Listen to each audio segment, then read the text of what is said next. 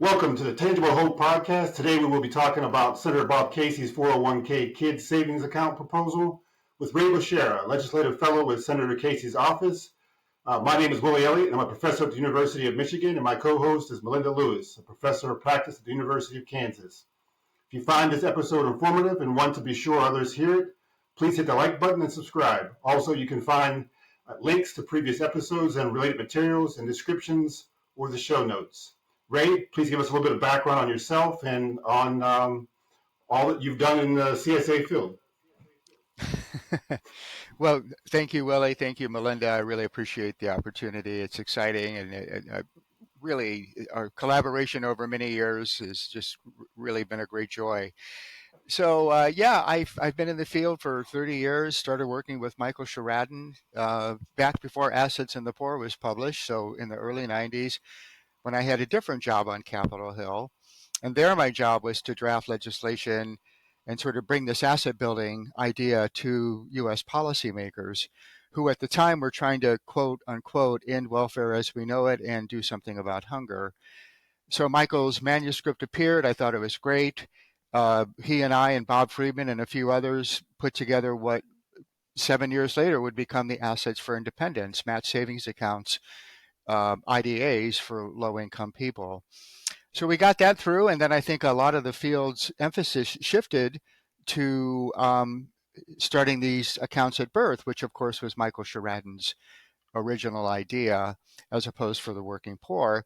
And so when I was at CFED in New America and at the Federal Reserve of St. Louis, where I was for 11 years before joining Senator Casey, worked on a lot of bills to create savings accounts at birth and got 5 or 6 of them launched in the U.S. Congress back in the mid-2000s. And I feel like 401 Kids is the next chapter of that. And the difference is that we have so much more experience to build on now than we did before. Thanks, Ray. So, I read the Senate report and the outline of what 401 Kids does, but can you tell us a bit about some of the features that you have incorporated building on the wisdom in those different policy spaces and this evolving asset-based landscape? What are some of the key features and why are they in there? Yeah, that's a great question. So when the CSA's national bills were written 10, 15, 20 years ago, there wasn't really a lot of practice to build on. And so they were all federal, kind of top down, and, really did reflect the best thinking at the time, which is to build like a thrift savings plan type platform, but around starting accounts at birth. But what's different now is that there are 5 million children's savings accounts out in the field right now. We have real evidence, thanks to you, Melinda and Willie and many others, that these accounts can work and improve kids and families' lives. And the 529 platform has become the predominant platform around which these accounts are built. So I think when we set out to draft this bill and to bring Senator Casey's bill in line with latest and best thinking, the main thing we did is build on the success of the 5 million accounts that are already there. We didn't want to displace that. We wanted to leverage it and build on it. So I think the key policy design choice was to use the existing 529 platform and really, do 2 things to that platform that we haven't done before. One, expand the uses to not just college, but a first home, a small business, and retirement. And secondly, add federal deposits for kids from low and moderate income families. So that was really the key choice, is like we have this system working, they're engaging the private sector, they're engaging families and communities and nonprofits and schools. And we thought, let's build on that success and make sure that more states can do it, and the states that are already doing it can build on that success as well. This kind of reminds me, just to kind of emphasize what Ray has already said, when the United States Education Department put out the proposal for adding CSAs to the Gear Up program. and it was sent out to all the states to who had state Gear Up programs to apply. They had $8 million set aside for doing the research on it. They had selected a research group and all these different things, but yet it failed because at the time we didn't quite have the states didn't feel confident in their ability to administer these CSA programs because we didn't have Pennsylvania, Nebraska. We didn't have K2C was in its infancy. Maine was in its infancy, and so we really didn't have kind of the field knowledge on how to administer and run CSAs. And so I think Ray is 100% right. We're in such a different place as a field for the possible success of such a program. And so Senator Casey's bill is at a kind of a great time period in the history of CSAs and kind of the development of CSAs. And can I just underscore, Willie and Melinda, that Senator Casey gave Corey Hushak, the Senator's Tax LA, a full year to get this bill right. We had dozens and dozens of stakeholder calls with experts, folks on the ground, record keepers, investment managers, state treasurers, people who are going to be on the front lines of making this happen. We talked to product lawyers. I mean, he gave us a year to engage the stakeholders that would be involved in running these programs. And the bill that was introduced 2 days ago reflects that. It's so exciting, and so I think relatively rare in the broad universe of policymaking, really to synthesize knowledge from the field and across different sectors to then get a product that is a platform for working toward goals in many different areas. I wonder if we can just talk a little bit, Ray, about what the reaction has been to the idea of leveraging the 529 instrument for purposes in home ownership and in entrepreneurship. Like in many ways, it is a deviation from the strict purpose for higher education, and certainly among the folks that you talked with, I would imagine that the ones who wanted to see CSAs used that way are excited about it, but that's not how everyone thinks about the 529. So just thinking about kind of, I'm interested in not only the reaction, but then in policy, what has to happen for the 529 instrument to be used for these other purposes? That's a great question, Melinda. Thank you. So I'd say anytime you do something big and bold and innovative, people are going to have a debate about it and those pros and cons, and we're very honest about that. It would be the most significant transformation of 529s to date.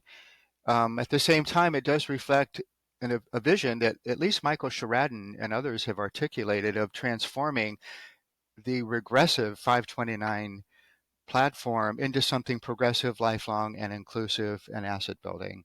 So we think it makes a huge leap forward in making sure that every kid's included, that it's progressively funded, that is truly lifelong, has other asset building purposes, and it's an account around which you can do a lot of other social policy over time. So I think there's a lot of benefits, and I think the states that are already doing child savings accounts like Pennsylvania, Maine, Nebraska, wow, we would love to have federal funds and the authorization to do these other uses, and there's a lot of enthusiasm. But to be fair, we've heard some concerns, especially among the state treasurers who feel pretty comfortable with their 529 program focused on education. They've built up their programs over the last couple of decades, and I'm not sure that they're ready to embrace a bold change like this. Now, we recognize that. And so the way Senator Casey's bill is designed is that no state is required to adopt 401 kids. Okay, it's purely optional. States that opt in to do a 401 kids program would have to play by the rules if they want the federal money, but then they get that money and they can expand the uses. And the 401 kids would be sort of carved out of their existing 529 program so that the two could work together kind of seamlessly. But for those children who live in states that choose not to participate, there is a federal backstop. So at the end of the day, every child will be included. So I think that's the trade-off, and that's kind of where we landed.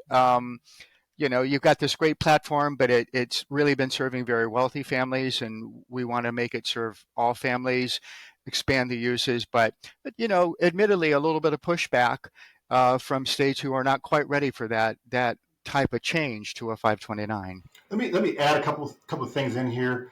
Uh, One is, and this has nothing. I'm sure this wasn't necessarily directly in Senator Casey's kind of idea or whatever else, but the bottom line is that it does make this policy much more friendly to things like baby bonds, the kind of baby bonds movement and stuff like that, because they have a more expanded use. And while this is a CSA or child development type of program, it is a large dollar program. And so I think that's important that it provides, while it might not be as inclusive or exactly what all treasurers want, it does broaden the camp and allow for others to kind of join. Because if we're ever going to get any of this kind of stuff passed, we need a broad tent. And so I do think that's not the main reason. I'm sure, I understand that there's really a lot of reasons for why there's this expansive use of it, but it does allow for an on-ramp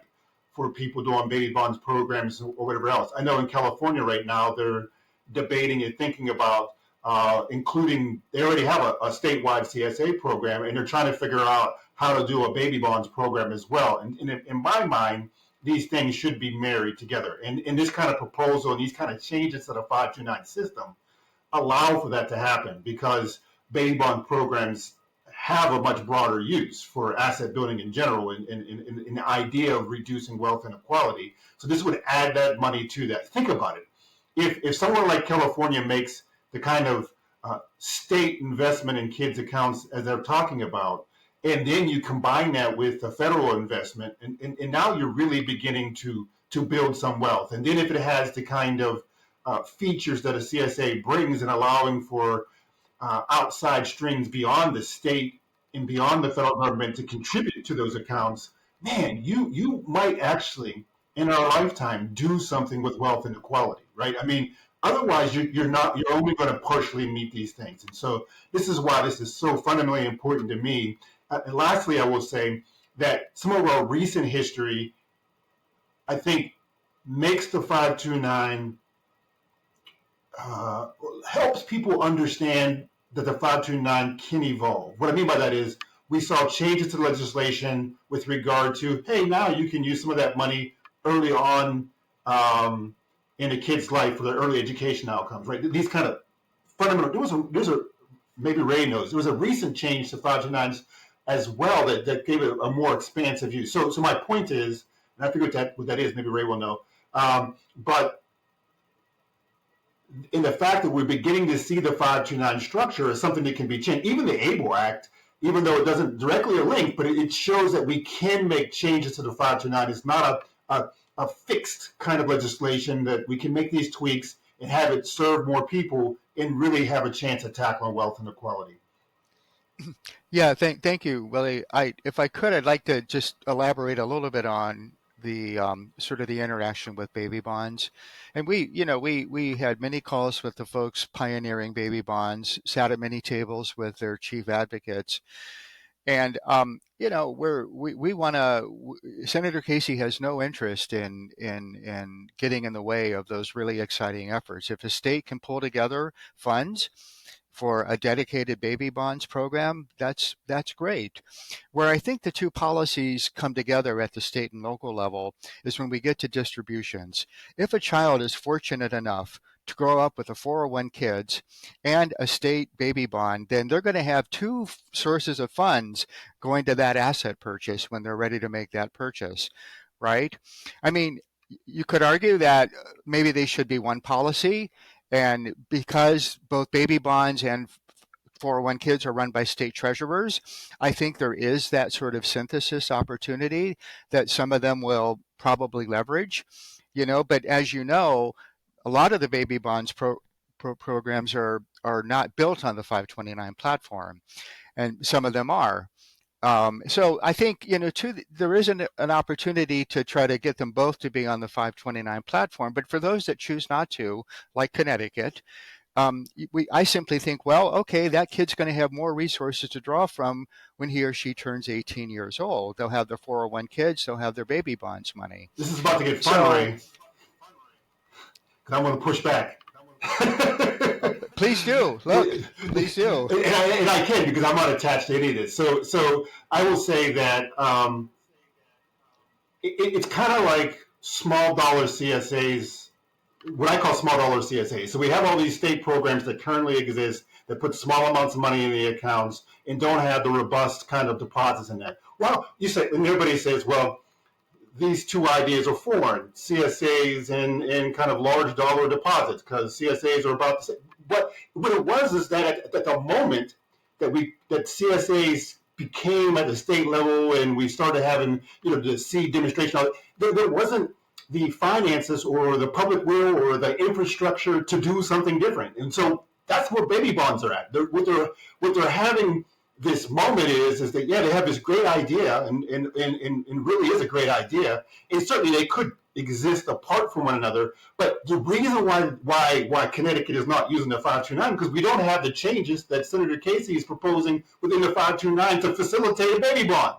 Once those changes are made, it makes less sense to have two separate entities. Secondly, if you have two different pots of money, the money doesn't grow as fast. You know what I mean? If you have all that money, the more money you have in an account, the faster it grows and the more it grows, right? And so it's too logical to combine these things. I understand why it's not happening now. It's not happening now because we don't have the infrastructure in place to allow it to happen. But if we can get these changes made to the 529 system, then it makes a lot more sense to combine these things. And that's not eliminating either one, because we had the small dollar CSAs and we had the baby bonds, we're putting a lot of money in them. And so in essence, and I'd say even in that media articles that have come out recently around Senator Casey's proposal, they kind of intermix them with baby bonds. Like, this is a baby bond-like idea. They talk about it now. Because in the end, they're doing the same thing. Yeah, I can't disagree with you, Willie. I think I wish we had a progressive, inclusive 529 structure like 401 kids in place, and then I think the state treasurers and others would have just built on that. It would have been a lot easier, but we don't have that, and it's been, it's sort of hard to imagine the baby bonds advocates sort of like, well, we better not start this because we might get this 401 kids bill passed, So I think at a minimum, the minimum is like, well, can they at least work together at some point, should both of the policies go through? And I think with both of them being under the state treasurer, there is an opportunity for synthesis and, collapsing them into maybe one program at some point, right? I think there will be that opportunity simply since they all come under the same state treasurer. So, who knows, right? The one thing I will say, though, is where we definitely need to work together is on federal policy. I guarantee you we will have one big shot at a big federal policy here. And I think it's really critical that, that folks come together, whether you're working on baby bonds or CSAs. We need to unite around some bill, and Senator Booker has a very compelling, exciting proposal around baby bonds. Senator Casey's had a child savings account bill for longer than Senator Booker has. And now, of course, Senator Casey has updated his bill, but the two senators shared a stage at an Aspen event, pledged to work together, knowing that they're going to have one opportunity. And I just hope that the field recognizes the rare shots we're going to have for a federal bill, and that, we come together around whatever that bill may end up being. And, Ray, I kind of wrote the origin story paper, which really advocated for everybody coming together. And so I'm certainly for that. But I do think it's important that while this doesn't exist now, just to emphasize that it would put us in a better spot in the long run if we had this kind of infrastructure. And from having talked to people implementing baby bonds, that is a struggle that they're having is how do we put the infrastructure in place to do this. And so that's why I'm saying that. One last thing on this, because this is a really important topic, because I know that there are national conversations going on with experts across the two fields, and they're trying to figure out what are the key principles for kind of asset building for children that combine in some ways these two policies. And I think that, and we've always, even in the CSA field, we've had this problem where we've thought, like in the beginning, all that mattered was the infrastructure, right? We didn't care about the money. And now we're at the point where it's kind of like all that matters is we get together. Well, it does matter that we get together 100%, and I don't see any reason why we shouldn't. But we also need to make sure that it can be the kind of bill that puts us in the best position, both from our ability to administer it and also in the ability to build wealth for the poor. Because we can have all our little differences, but in the end of the day, low-income people are going to get a policy, and it's either going to work in their lives or is not, and they're going to be blamed if it doesn't. And so we darn well better have the key principles as key principles, things like, we're talking about here. So I think compromise is good so long as it doesn't compromise the outcomes of the poor. And too often compromise means that. Right. I wanted to say there's a balance. And because it's also, this is another piece, a quote from Senator Casey in some of the announcement of the legislation that to me is another place where it's both and we have to aim at both and instead of this or that. And the quote was this, that lack of income means you can't get by and lack of wealth means you can't get ahead. And that is about tangible hope and every child's right to have that real stake to plant and to work from. And it also is one of the things that divides us often, people who all care about people who are living in and near poverty. And some say, well, but we need to help them meet their needs today. And others saying, and we need to focus on, a real tangible hope for the future. I'm interested, Ray, technically in 401 kids, what in the legislation, in the structure of 529s that is envisioned might protect or could protect people's ability to draw the social safety net programs that they rely on today, or help them in the moment to be able to get by, perhaps akin to what we see in ABLE. And then also, so like in the actual policy, and then really more broadly, how can we as a field and as people who are listening to this care about families in poverty overcome that other dividing line around income versus assets? Yeah. So I could not agree more that it's a both and. Families need both income and assets, and I think the value of our field is to put the assets equation on the table. It's not a trade-off. It is a both and. So that's a really important point. I would point out with regards to poor kids that Senator Casey has been one of the Senate's leading advocates for an expanded and permanent and refundable child tax credit. That is a critical policy, and he's doing everything he can to get, at least that credit partially revived this year. But as the senator said, we need both money to help people get by and to help them get ahead, and that's where the wealth piece comes in. So within the bill itself, whatever you save in your 401 kid does not count unless your savings goes over $100,000. Which is not likely, but that's the limit that's in the ABLE Account Act that Senator Casey also pioneered. And so we thought we would just use that same standard. So I do think that that's really important. But it is true that there's no access to the funds before 18 from the parents or the child. In fact, it's kind of locked up in an omnibus account managed by the state, and the family can make their own contributions, but once they're contributed, there's not really access to those funds either. So what we advocate for is complementary policies to help families meet their day-to-day needs. And in particular, we're very encouraged by the quote unquote sidecar emergency savings experiments that are attached to retirement accounts, some 529s, some housing programs. I think you have to, if you want to build wealth over the long term, I think the research is very clear that you need some emergency and flexible savings as well. And we very much support complementary policies to 401 kids that would do that. Mhm. I I like to, appreciated seeing just in the announcement of the bill from the senator, an acknowledgement and really a signaling to everyone who's watching the legislation that this doesn't mean instead of or better than income supports. It means bringing the often overlooked side of family economic well-being equation really into the discussion. Mm-hmm. I thought I'm celebrating that, and it was a great quote too. It was terrific. Willie, what were you going to say? I like to add in is that we have seen, which is great, a strong, and I've been in several conversations this week that suggest that this is even growing farther. Whereas for a long time, these really were thought of as separate ideas, income and assets. And to the credit of Michael Stratton, who began this conversation, in 1991 and even before that, we are now at the point where there are randomized control trials, experiments going on that test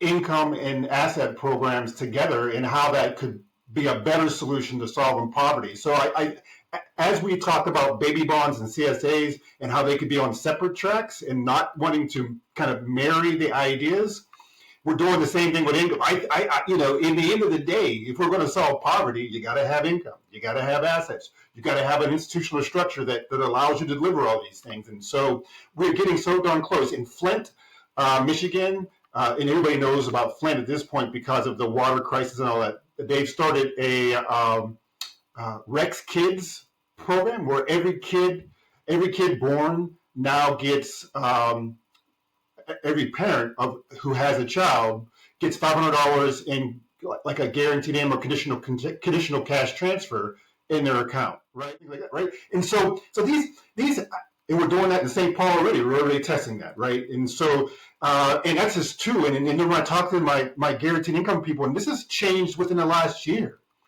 where they were really thinking about these things almost in conflict with one another, where now we have these experiments go on and just hearing their conversations, now they're thinking about, wow, maybe we should put income and assets together. So Melinda, I think I'm going to give us some kudos here as well. We've been having this kind of conversation and trying to get people to that point for years. And I think that we're really seeing real tangible evidence that there's more and more people understanding if we're really going to fight poverty, we can't drop this principle and that principle. We need to put these things together to really do it.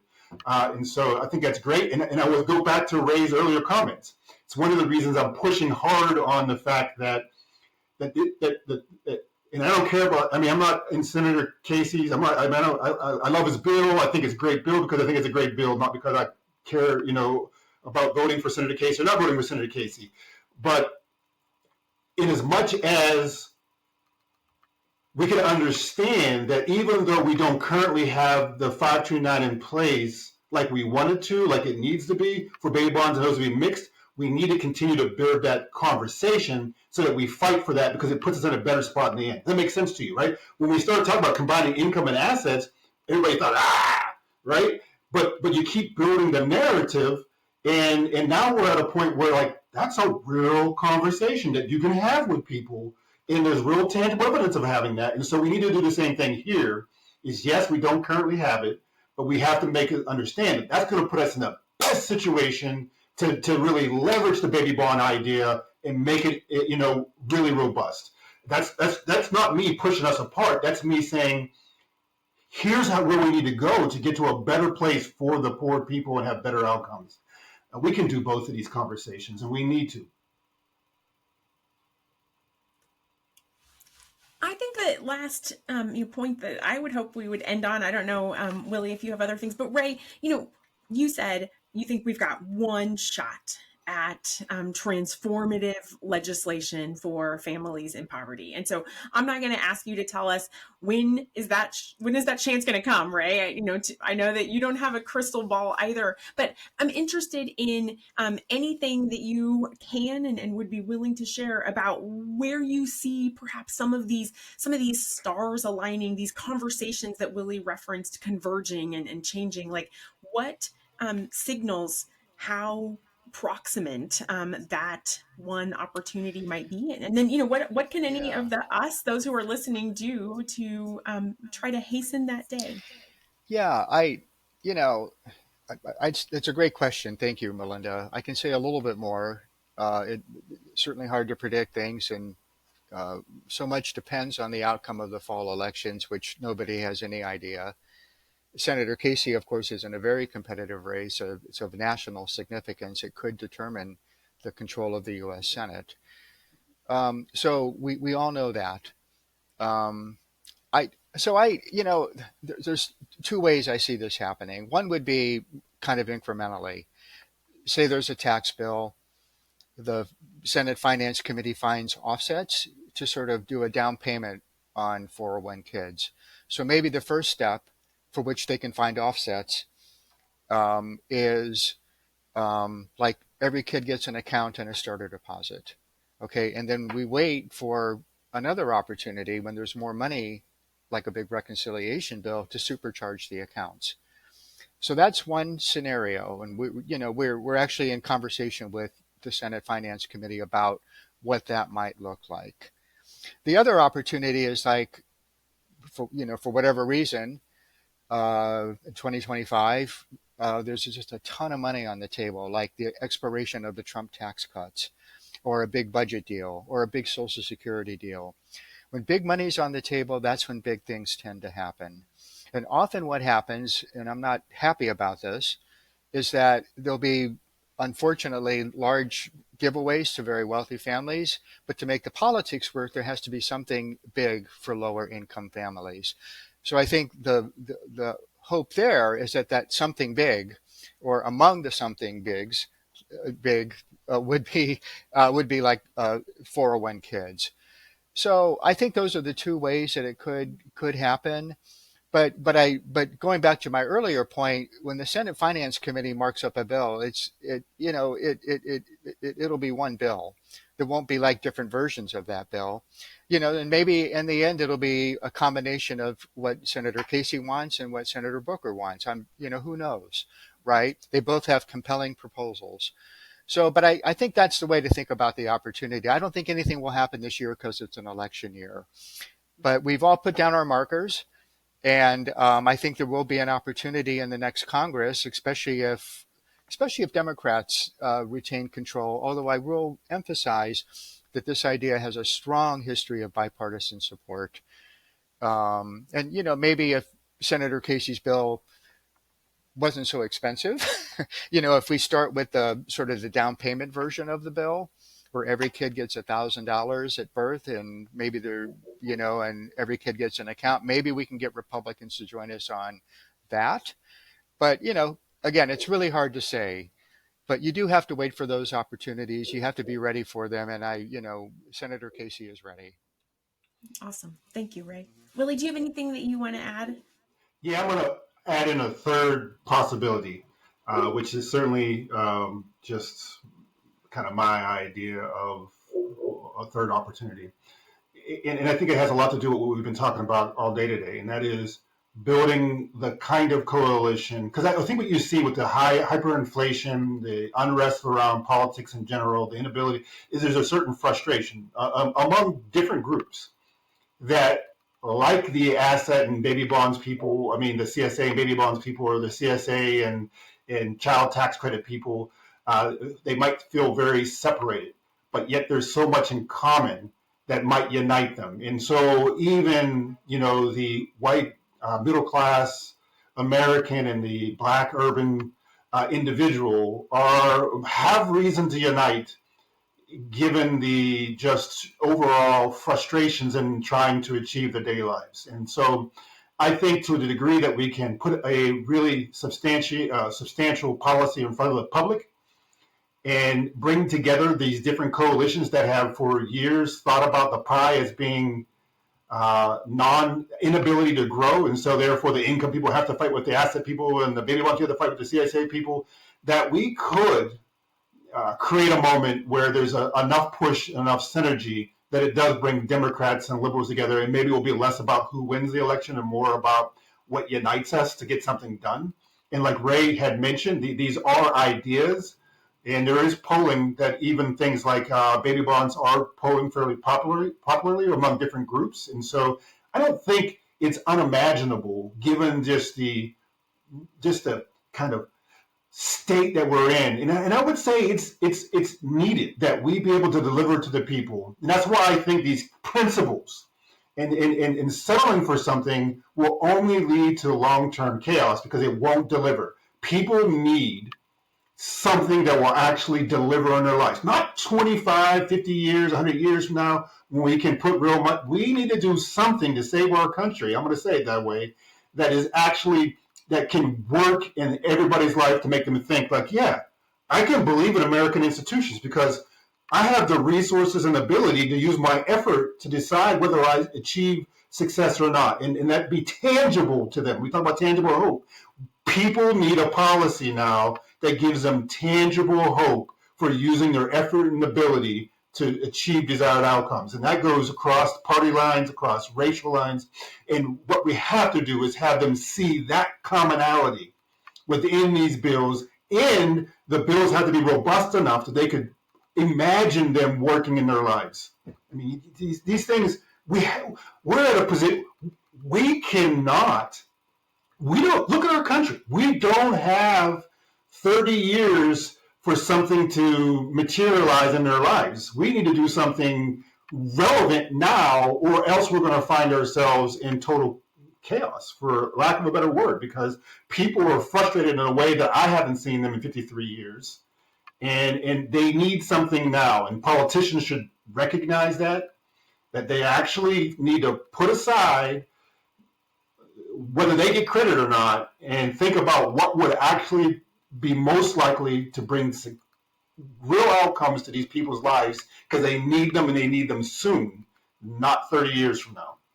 I'm sorry, that's not me preaching or being political. That and that is from a researcher. I mean, who just cares about what are the things that need to be done so that poor people can have better outcomes, so that they can once again believe in America in a way that they don't now. Well said. So thanks. Thank you, Ray, for being here. And we have to end this end it, Melinda, but say something about likes and stuff. Okay. No, I was just gonna. I don't know what to say about likes. Please, if you like the episode, please subscribe and hit the like button and all those things. Yeah. I just wanted to say thank you, Ray, not only for being here to talk with us, but really that I see you and your fingerprints in so many parts of the 401 kids legislation, and in truly even the way that Senator Casey is leading on this, I think is reflective of the relationships that you have forged, not only with him and with other folks on the Hill, but with people in communities around the country that are doing the work of making making hope tangible in a child's life through the construction of asset approaches. So thank you. Well, thank you. Congratulations on getting the bill launched and out into the world and generating conversation about it, that in the process, I think makes it more likely that something that resembles these statements of principles and these features becomes actual reality. So thank you for coming to talk with us, and thanks for what you do. Thanks for including me, and I'm grateful to Senator Casey for giving me the opportunity to bring years of relationships and expertise to the table and to engage with our field. And, we have a new report on 401 kids that was introduced with the bill. I hope you all take a look at that. Your research is cited. And please contact me if you have questions or would like to offer your support. So thank you both for the opportunity, and onward. Thanks, Ray. And Willie, let's link to the 401 Kids report in the notes for this episode so that folks can go right to it. Because I did read it, Ray, made some notes, pulled some pieces out, and I think others should read it as well. 100%. We'll make sure to include those in the notes, to include the recent report that we kind of produced on kind of how CSAs are an effective strategy. Yes. So we'll include that. Yes. And I want to say just real quick in the final end is that I'm asking for subscribes and likes.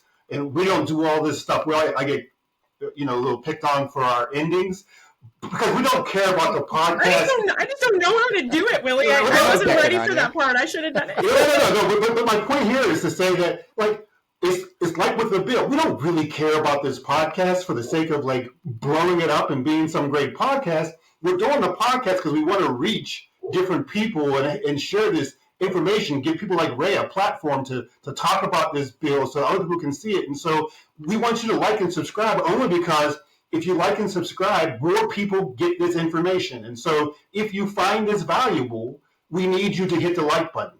We need you to subscribe because it's a way that you can participate in sharing this information with a lot of other people, right? So we Is it available on Spotify? Can I find it on Spotify? It's on Spotify. It's everywhere you can find it. All right. So yes. So thanks again, Ray, because you're just a great friend. All right. And it's been a great partnership, and we certainly have all learned from you over the years, and appreciate all that you've done. And Michael Sheridan's coming soon, following on this. So good. So that's great too. So have a great one.